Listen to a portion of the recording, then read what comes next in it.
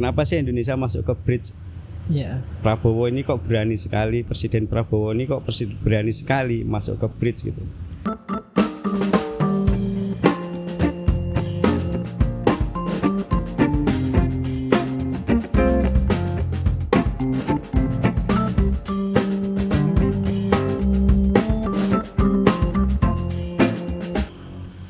Bismillahirrahmanirrahim. Assalamualaikum warahmatullahi wabarakatuh.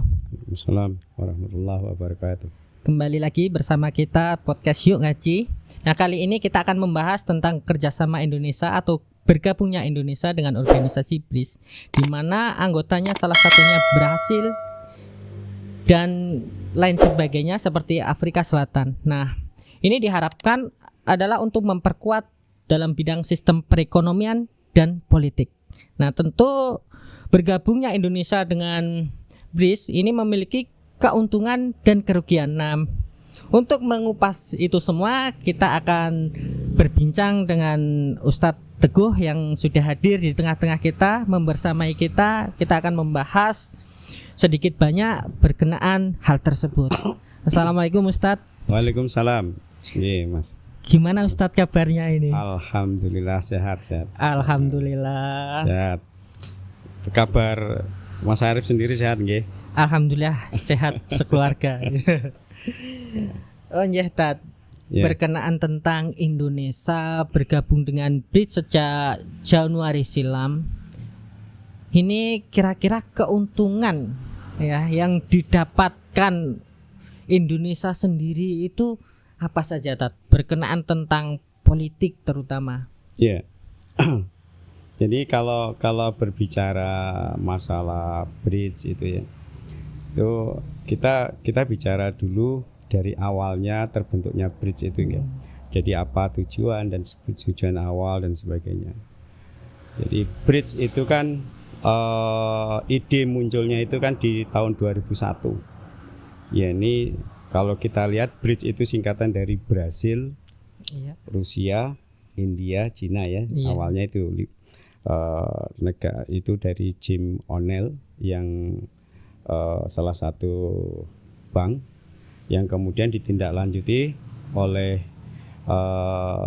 Menteri Luar Negerinya yang berkumpul pada saat di Rusia, sidang PBB itu, sidang umum PBB di Rusia, yang kemudian mereka bertemu tahun 2006 itu, kemudian dilanjutkan pada tahun 2009 sebagai KTT, kepala negara itu. Tujuan awal BRICS itu sebagai kerjasama, bentuk kerjasama ekonomi, perdagangan, dan kalau istilahnya saling membantu di antara anggota mereka agar pertumbuhan ekonominya itu bisa tetap berkembang. Ini kan sebagai bentuk awalnya dulu kan sejak tahun ketika 11 September 2000 ada satu itu muncul kelompok-kelompok yang teroris yang kemudian mereka ibaratnya negara-negara berkembang itu diharapkan bisa tetap eksis, bisa tetap bertahan. Nah, Jim O'Neill itu melihat dari 5 negara ini memiliki pertumbuhan ekonomi yang bisa stabil tanpa harus terpengaruh isu global itu. Nah, kemudian 2009, 2010 jadi BRICS tambah S, Asia South Africa itu ikut. Nah, berkembang seterusnya muncullah mereka tidak hanya ekonomi dan sebagainya itu, mulailah mereka itu merencanakan sebuah istilahnya bentuk supaya dunia itu tidak bergantung pada hegemoni sebuah negara, gitu. Nah, jadi mereka mulai menyentuhkan ide, termasuk di 2009 itu ide-ide dari perkembangannya itu mulai muncullah ide-ide reformasi institusi lembaga keuangan internasional seperti IMF, World Bank, yang akhirnya muncul apa itu namanya, New World Bank. Mereka memunculkan New World Bank. Kemudian mulai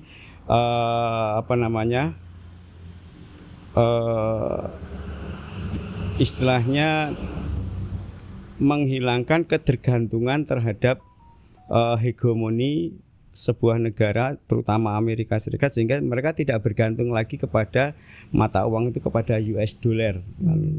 Mereka ingin membentuk sebuah mata uang tersendiri dan sebagainya. Artinya sudah mulai tidak bergantung kepada negara yang salah satu negara, dengan kata lain diversifikasi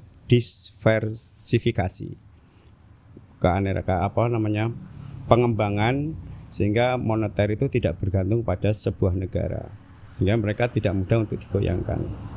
Nah, dari sini kemudian Indonesia itu mulai melihat, kalau Indonesia itu ya masuk ke dalam BRICS itu kan sebenarnya, kalau saya melihat saya melihatnya gini. Kenapa sih Indonesia masuk ke BRICS? Prabowo ini kok berani sekali, Presiden Prabowo ini kok berani sekali masuk ke BRICS gitu. Kalau saya melihatnya begini, dari sisi Indonesia itu kan termasuk dikategorikan sebagai negara fragile, negara yang lemah, rentan terhadap perkembangan investor, kemudian mata uangnya mudah sekali melemah. Itu yang pertama. Yang kedua, ketika Presiden Prabowo itu kan APBN butuh namanya tambahan suntikan dana. Nah, sedangkan ibaratnya itu mungkin salah satu keuntungan, salah satu hal yang dilihat dari sisi politik, dilihat dari sisi masuk ke BRICS ini adalah sebagai perluasan pencarian modal. Nah, itu ya, pencarian modal. Maka seperti yang disampaikan yang kontroversi itu, Rocky Gerung itu ya. Iya. Yang dilakukan presiden pertama kali adalah pergi ke luar negeri, mencari hutang untuk menambal kebocoran APBN, nah, gitu kan. Iya. Sebesar 800 triliun kan. Nah, Indonesia itu butuh modal itu, sehingga dia butuh tidak hanya kepada yang sudah ada kayak World Bank, IMF atau negara-negara barat dan sebagainya. Dia butuh perluasan. Maka salah satu halnya kemungkinan besar yang dilakukan oleh Presiden Prabowo masuk BRICS adalah sebagai bentuk lain untuk pencarian tambahan dana modal dalam bentuk hutang. Karena memang di dalam BRICS itu kan juga begitu, ada program itu. Pengembangan selanjutnya itu kan ada seperti itu. Bahkan mereka sudah memiliki New World Bank sebagai tandingan dari World Bank itu sendiri. Iya. Di mana kalau dilihat dari sisi pengalaman yang sudah terjadi itu, hutang di New World Bank itu lebih mudah persyaratannya daripada di World Bank sendiri. Nah, itu yang tidak di terobosan itu yang mungkin sedang dilakukan oleh Presiden Prabowo. Ini kemungkinan ke sana kan begitu ya. Analisis saya gitu. Tapi kalau dilihat dari si apa sih keuntungan ataupun kerugian dari tadi kan ditanyakan keuntungan ataupun kerugian ya, masuk ke dalam BRICS kan. Kalau dilihat dari sisi politik keindonesiaan itu kan ada beberapa keuntungan ketika Indonesia masuk ke dalam World Bank. Indonesia dalam hal ini yang menurut analisis orang pertahanan atau mungkin menurut mereka para pengambil kebijakan itu, pertama yaitu tadi sebagai lahan baru untuk penambahan modal dalam hal ini hutang kan gitu ya. Yang kedua bisa jadi keuntungan yang kedua itu adalah diversifikasi dari sisi dagang. Jadi ingat ya, bridge itu meskipun ada beberapa negara, tapi kalau di total itu penduduknya 3 miliar. Wow, luar biasa. Itu lahan pasar ya, pangsa pasar yang sungguh menjanjikan kan begitu kan. Jadi sebagai perluasan perdagangan kan gitu kan, yaitu kalau dilihat dari sisi dari sisi pangsa pasar. Nah kemudian yang lain itu yang mungkin juga Indonesia ingin memberikan, ingat bridge saat ini pengaruh secara ekonomi global itu sudah punya pengaruh yang luar biasa. Bahkan dianggap sebagai tantangan bagi Amerika, negara-negara barat yang dipimpin oleh Amerika. Orang bridge itu kan dikenal oleh Amerika itu kan sebagai penantang tatanan dunia baru kan begitu. Sehingga karena realitasnya memang begitu kan. Iya. Secara tidak langsung mereka itu seperti orang yang berhadapan dengan yang namanya negara G8. Dulu G8, sekarang G7. Dulu kan G8 ketika Rusia masuk 2014, Rusia dikeluarkan ya. Setelah ada penaklukan Crimea itu, dia sekarang jadi G7 sebagai bentuk tantangan terhadap G7, bukan G20 ya. Yeah. G7 itu negara maju, Kanada, Prancis, Inggris itu. Nah itu negara G7, sehingga oleh negara Barat yang dipimpin Amerika ini sebagai tantangan.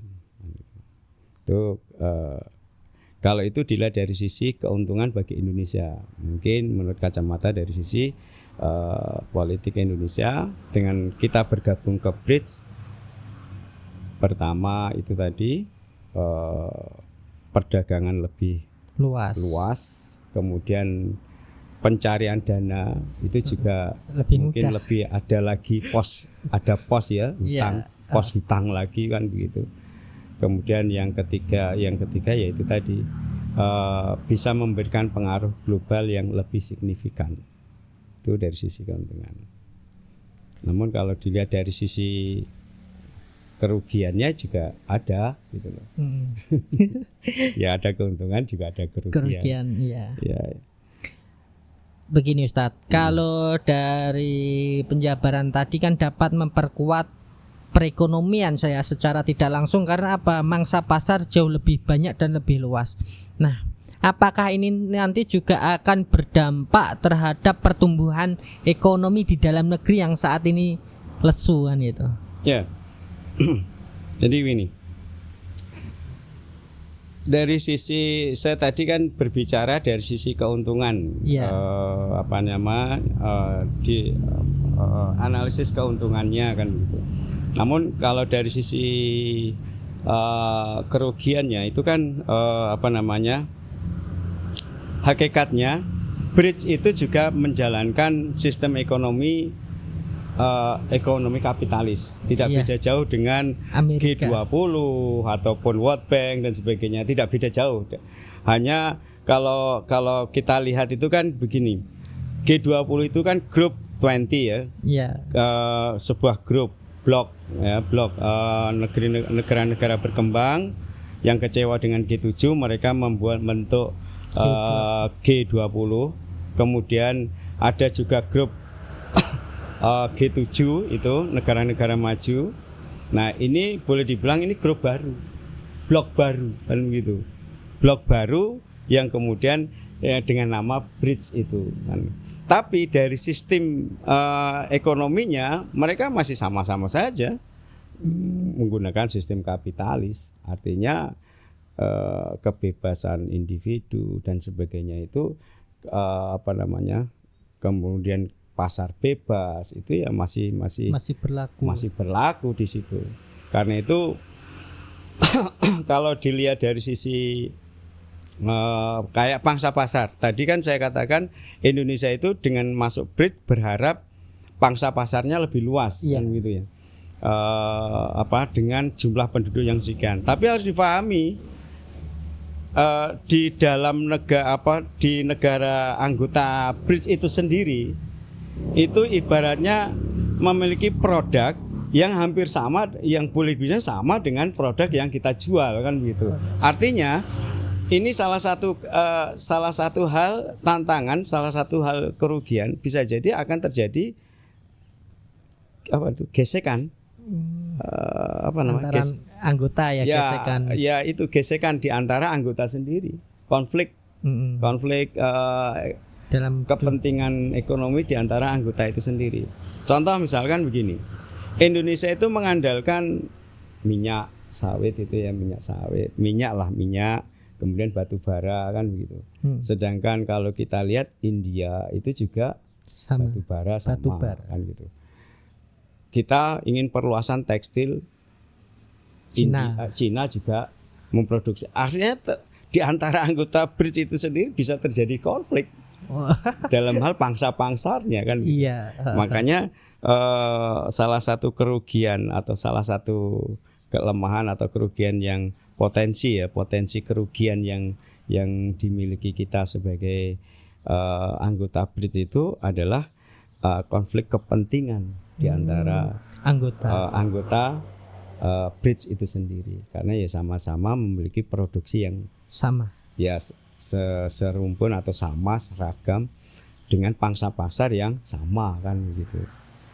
Kemudian kalau dari sisi dilihat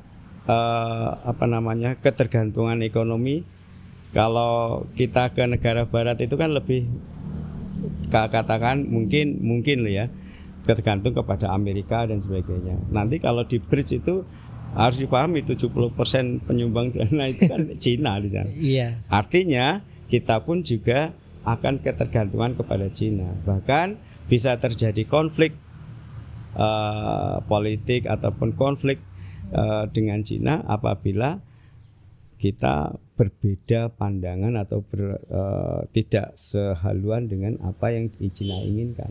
Tentu mereka punya kepentingan kan gitu. Itu yang salah kerugian-kerugian yang lain yang bisa kita.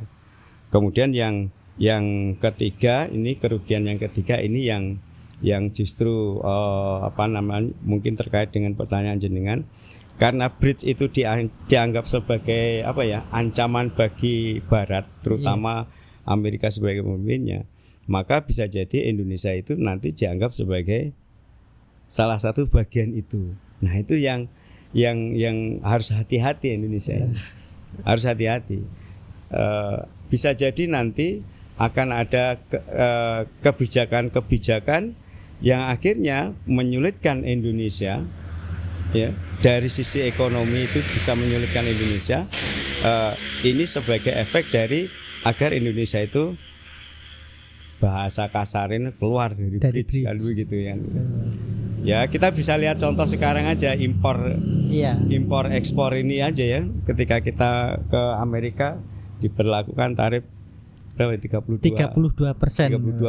Iya. Nah, sedangkan mereka ke sini bebas kan begitu. Kemudian awalnya kan 32%, kemudian kita nego berhasil 19% ya. Iya. Tapi dengan syarat mereka ke sini bebas kan 0%. Itu kan sebenarnya orang bilang sebagai bentuk kemenangan dan sebagainya, itu juga ya gimana mereka bebas, ini kemenangan dari mana dilihat dari sisi mana disebut kemenangan kan gitu. Iya. Sedangkan nilai impor ekspor kita itu jauh lebih kecil daripada mereka kan. Dari kecil dari mereka. Mereka yang besar ke sini malah 0, sedangkan mereka yang banyak yang kita sedikit kita harus 19%. Artinya kita bisa menjual ke mereka harus benar-benar memiliki daya saing kan gitu. Iya. Kalau mereka kan nek cara gampangane justru kita yang ketar-ketir dengan daya saing kita sendiri kan gitu. Karena 0 kan, nggak ada tambahan. Kita kalau mereka lebih mahal, kita bisa jadi dengan adanya tambahan tarif itu jauh lebih mahal kan gitu. Nah, ini dilihat dari sisi ini tidak ada keuntungan, tidak. Tapi dilihat dari sisi perkembangan ekonomi masyarakat dan semua tidak akan jauh berbeda. Karena bridge itu sendiri sistem yang digunakan masih kapitalis atau sistem kapitalis, di mana sistem kapitalis ini adalah sistem yang jelas-jelas menyengsarakan kehidupan ekonomi masyarakat. Karena tidak dibangun berdasarkan bagaimana keterjaminan kehidupan kebutuhan dari masyarakat, tapi didasarkan kepada ya intinya bebas, pasar bebas kan begitu. Itu analisis dari saya kan seperti itu. Berarti nanti rakyat saya bukan akan pengamat luar negeri. Berarti ini nanti akan sama saja membuat rakyat tetap gigit jari ya, Tat, ya. Ya intinya sama saja, tidak beda jauh. Artinya bekerja sama dengan negara-negara barat ataupun bekerja sama dengan bridge itu tidak beda jauh, karena memang sistem ekonomi yang diterapkan saat ini mereka sama tidak berbeda.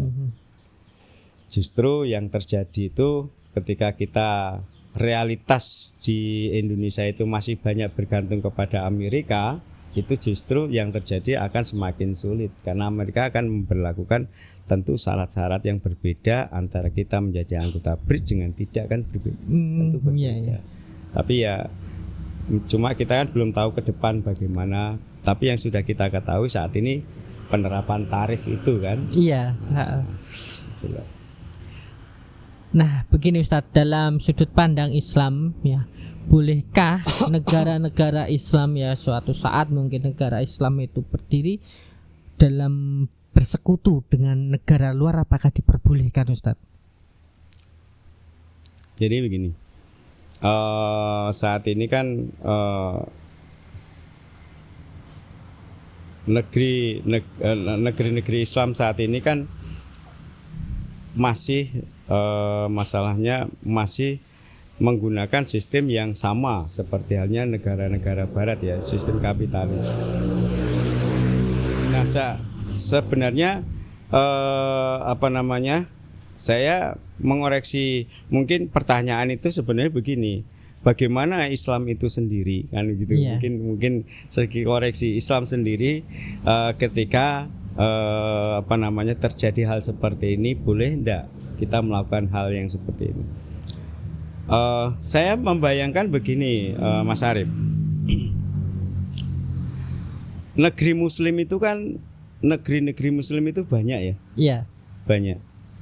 Nah, saya itu justru membayangkan begini, bagaimana kalau negeri-negeri muslim itu bersatu atau bersama kan begitu. Itu yang saya bayangkan itu begitu malahan. Bukan menjalin kerjasama dengan negeri-negeri kapitalis dan sebagainya itu ya. Karena memang sistem mereka sistem yang kita masih kembangkan kan. Tapi misalkan saya membayangkan negeri-negeri muslim ini bersatu di dalam sebuah payung, kemudian dipimpin oleh seorang pemimpin kan begitu. Maka yang terjadi ini, misalkan kalau kita sering mengatakan di dalam daulah Islam misalkan seperti itu ya. Misalkan mereka bersatu, justru mereka menjadi negara yang sangat superpower. Dilihat dari sisi mana? Yang pertama, apabila negeri-negeri muslim ini, negeri-negeri muslim yang sudah ada ini bersatu, berada di bawah satu payung dalam sebuah kepemimpinan, itu dari keuntungan yang pertama dari sisi geopolitik maupun sisi demografi. Sisi geopolitik wilayahnya sangat luas. Ya, sangat luas sekali. Bahkan sangat lebih luas daripada negara-negara yang lain kan. Dari sisi demografi, jumlah penduduknya itu lebih kalau banyak, digabungkan bisa mencapai hampir 1,8 atau 2 miliar. Itu potensi yang luar biasa. Potensi yang luar biasa. Dari sisi jumlah penduduk juga produktivitasnya. ini mengalahkan negara-negara yang lain. Bahkan mereka bersatu pun kita masih menang. Nah, yang kedua dari sisi kekuatan. Apabila ini digabungkan, kita memiliki kekuatan yang luar biasa, sangat kuat sekali. Bahkan bisa dibilang nomor 2 atau nomor 3 dari sisi kekuatannya. Dan ini bisa melindungi ekonomi. Wah, berarti sangat luar biasa ini nanti. Ini yang kekuatan yang sangat dari sisi Jadi kemudian yang ketiga, keuntungan yang ketiga itu bisa jadi kalau semua ini bersatu di dalam sebuah payung itu, satu kepemimpinan, kita itu memiliki kekuatan ekonomi yang mungkin tidak bisa digoyah, susah sekali untuk digoyah. Kenapa? Karena kita memiliki sumber daya energi yang luar biasa, ya, sumber daya energi yang luar biasa, sumber daya manusia yang banyak sekali. Kemudian kita memiliki kekayaan alam yang sangat-sangat banyak sekali, sehingga ini tidak mudah ya digoyahkan oleh, meskipun mereka membentuk G7 atau BRICS dan sebagainya, itu tidak mudah. Cuma sayangnya negeri-negeri muslim itu justru yang terjadi, mereka itu bagaimana agar mereka itu bisa punya pengaruh atau punya kekuatan di dalam ekonomi, malah bergabung dengan pihak luar, BRICS ataupun G20 dan sebagainya, yang semakin membuat kita justru bergantung dari satu majikan ke majikan yang lain kan gitu. Hanya karena ya harus dipahami, kayak Indonesia ini juga negara, termasuk negara yang membutuhkan kekuatan ekonominya adalah butuh investor, butuh pinjaman. Nah, kekayaan banyak tapi tidak dimiliki secara utuh. Mungkin itu ya secara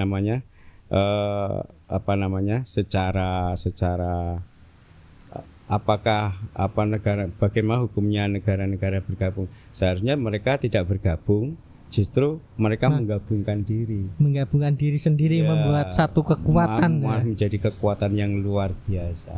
Yang seperti yang saya sampaikan tadi. Mungkin itu Mas Arif yang bisa saya sampaikan itu tentang. Terima kasih Pak Teguh atas perbincangan pada sore hari ini. Begitu banyak ilmu yang kami dapatkan ya. Semoga ini bermanfaat juga bagi kita semua dan pemirsa yang ada di sana. Nah, walaupun Indonesia bergabung dengan BRICS, tidak akan pernah bisa merubah kondisi ekonomi di negeri ini. Karena pada dasarnya mereka masih menggunakan sistem perekonomian yang sama, yakni sistem perekonomian kapitalisme, kebebasan dalam kepemilikan dan lain sebagainya. Nah, persatuan negeri-negeri kaum muslimin tentu sangat diperlukan untuk menyusun satu kekuatan yang tak akan pernah tergoyahkan. Cukup sekian dari kami. Akhirul kalam. Wassalamualaikum warahmatullahi wabarakatuh. Waalaikumsalam warahmatullahi wabarakatuh.